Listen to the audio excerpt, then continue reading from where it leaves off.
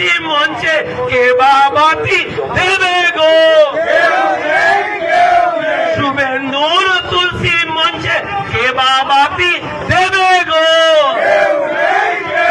শিশির বাবুর তুলসী মঞ্চে কে বাবাতি দেবে গো, কন্টাই কোঅপারেটিভ ব্যাংকে জিতলো কে, কন্টাই কোঅপারেটিভ ব্যাংকে দিকে দিকে জিতলো কে, কেন্দ্র বাহিনী দেওয়ার পরেও দিকে দিকে ফুটলো কে, শুভেন্দুর তুলসী মঞ্চে কে বাবাতি দেবে গো, শুভেন্দুর তুলসী মঞ্চে কে বাবাতি দেবে গো, শিশির বাবুর তুলসী মঞ্চে কে বাবাতি দেবে গো। ও কাকা, এখন তোমার তুলসী মঞ্চে কে বাবাতি দেবে গো, শুভেন্দু তো এখন তোমার পেছনটা ফাটিয়ে দেবে গো। আরে ও কাকা, এখন তোমার তুলসী মঞ্চে কে বাবাতি দেবে গো, পারলে তুমি তুলসী মঞ্চে প্রদীপ দেওয়ার জন্য পিসিমণিকে ডাকো গো। এই বসুন তো, বসুন, আপনারা সব জায়গায় গিয়ে এরকম করেন, বসুন।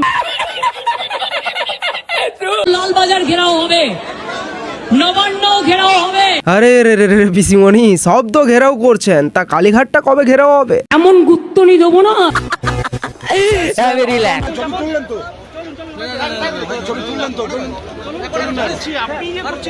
ও তেমন কিছু নয়, চুরি করতে করতে খানিকটা হাঁপিয়ে গেছে বোধহয় আর কি। যখন কোনো ডাকাত তার ডাকাত রানীর থেকে একটু আদর পেতে চায়, পিসিমণি কুণাল ঘোষকে হাওয়া করছে। না, ভাবছিলাম পিসিমণি বোধহয় অতীতের ঘটনাগুলো ভুলে গেছে। লজ্জা লজ্জা লজ্জা। আমরা চাই না আমাদের টিভিতে দেখা, টিভি দেখবেন না। হ্যাঁ, আপনারা কেউ টিভি দেখবেন না। টিভি দেখলে যে আপনারা তোলামূলের সত্যিটা জেনে যাবেন, তার জন্য কেউ টিভি দেখবেন না। বর্তমান সময়ে তোলামূলের সত্যিটা কি জানেন? পিসিমণির আশেপাশে কাছে কেউ আর নেই, সবাই দূরত্ব করে নিয়েছে। আমাকে কি একটা ছবি পাঠিয়েছিল, এত দুরাবস্থা আমি জানতাম না। এত দুরাবস্থা, এক ঝুড়ি লোক, 150টা লোক আসেনি। আপনারা তো সাংবাদিকরা গেছেন 200 জন, আপনার 200টা সাংবাদিক না থাকলে তো আর করুণ অবস্থা। তারপরে রাজ্যসভা লোকসভা মিলিয়ে এতগুলো এমপি শুনলাম, 3টে এমপি গেছে, 6 জন এমএলএ গেছে। ও দলটার অবস্থা ফলতার মতো হয়ে গেছে। ওরা মিথ্যে কথা বলে। জাস্ট ভাবতেও অবাক লাগছে, যিনি তোলামূল দলটাকে তৈরি করলেন তাকেই আর কেউ মান্য করছে না তোলামূল দলের মধ্যে। 80 জন বিধায়ক জিতেছিল তোলামূল দল থেকে, তার মধ্যে 60 জন বিধায়কই এখন বেরিয়ে এসছে এবং নিজেরা নিজেদের মতো করে বিরোধী দলনেতা ঠিক করেছে, যেখানে তারা মমতা ব্যানার্জিকে পরামর্শদাতা হিসেবে রাখবেন। কিন্তু মমতা ব্যানার্জি আর সেই দলের প্রধান নন, অর্থাৎ যিনি দলের হেড ছিলেন একসময়, তিনি দলের মধ্যে এখন আগাছা। এর থেকে বড় অসম্মান আর কিচ্ছু হতে পারে না। তাই তো বলি, একেই বলে কর্মফল। আবার কেউ কেউ তো বলছেন একেই বলে ভাইপো ফল। কি বলে? আর এটা শুধু আমি বলছি না, আপনার দলের বিধায়করাই বলছেন যে আপনার ভাইপোর জন্যই আজ দলের এই অবস্থা। আপনারা মনে করছেন যে অভিষেক বন্দ্যোপাধ্যায়ের জন্যই আজকে দলের এই অবস্থা? নিশ্চিত তাই। এর থেকে বড় লজ্জার কিছু হয় না।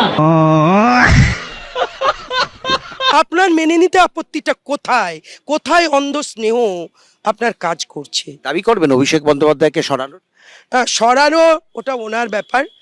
আমি শুধু বলবো, নেত্রীর ভাবুন, ভাবুন, একটু ভেবে চিন্তা নিন, বাবা প্র্যাকটিস করুন।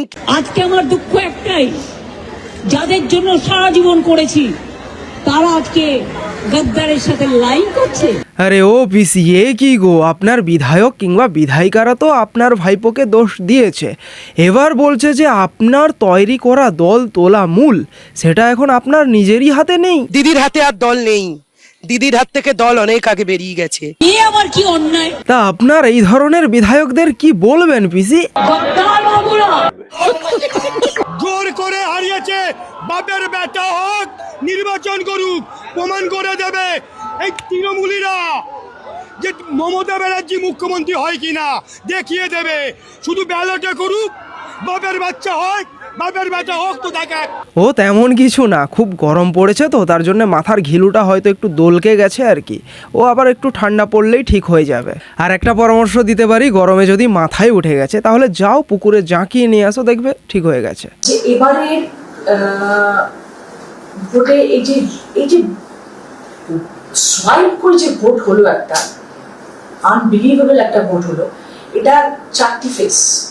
আমরা কিন্তু সত্যি কথা বলছি, এটাতেও আমি জানি না ট্রোল হবো কিনা, ট্রোল কুইন আমি, তো এটাতেও জানি না আমি ট্রোল হবো কিনা, যে অ্যাকচুয়ালি কিন্তু যে এত জায়গায় এত বিধায়ক ছিলেন, সবাই কিন্তু আর্ধেক সময় জানতেন না কি বিধায়ক কোন জায়গা, মানে সবাই কিন্তু পদ্মফুল সাইনটা দেখেছেন বোতামটা টেপার আগে, এবং যে 4টি মুখকে দেখে ভোট দিয়েছেন। প্রথম হচ্ছেন আমাদের prime minister Narendra Modi, home minister Amit Shah,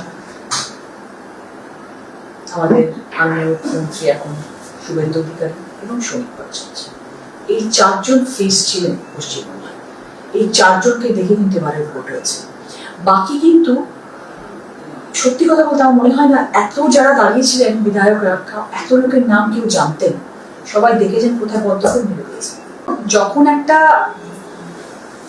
তুফান আসে, যখন মানুষের মনের মধ্যে এটা ঢুকে যায় যে আমরা কিচ্ছু চিনি না, আমরা পরিবর্তন চাই, এটা তো মানুষের মধ্যে ঢুকেছিল, যেটা বিশাল বড় পরিবর্তন চাই, যেটা বুঝতে পারিনি।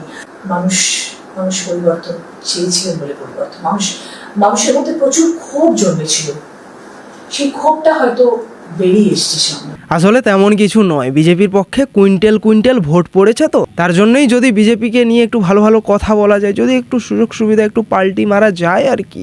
আমার বাড়ির সামনে লুম্পেন পাঠিয়ে বলছেন হার্ট অ্যাটাক হয়ে মর। আরে আমি এখন মরবো না যতদিন তোদের সরাবো না। আমরা চাই আপনি 100 কেন 500 বছর বাঁচুন, আপনাকে তো দেখে যেতে হবে না যে ধ্বংস করেছেন এই রাজ্যের, সেই ধ্বংসের থেকে বিজেপি কিভাবে এই রাজ্যটাকে উত্থানে আনছে, কিভাবে উন্নতিতে আনছে, সেটা তো আপনার দেখা উচিত। আর রইল বিজেপিকে ধ্বংস করা বা বিজেপিকে সরানো, আপনার নিজের দলেই এখন আপনার ঠাঁই হচ্ছে না, আর আপনি কি বিজেপিকে সরাবেন? কিন্তু জেনে রাখুন, আপনারা আমাকে আটকাতে পারবেন না, আমি যেখানে জায়গা পাবো বসে যাব। আরে হ্যাঁ, বাংলার মানুষ চায় যে আপনি রাস্তাতেই বসে থাকুন, পারলে ঠিক যেভাবে আপনি গত 15 বছরে বাংলার মানুষকে হাতে বাটি ধরিয়েছিলেন না, ঠিক একইভাবে বাটি ধরে রাস্তাতে বসে থাকুন। বিজেপির বিরুদ্ধে লড়াই আমাদের চলবে, সারা ভারতবর্ষে দেখিয়ে দেব এই শুভেন্দু অধিকারী একটা খুনি মুখ্যমন্ত্রী।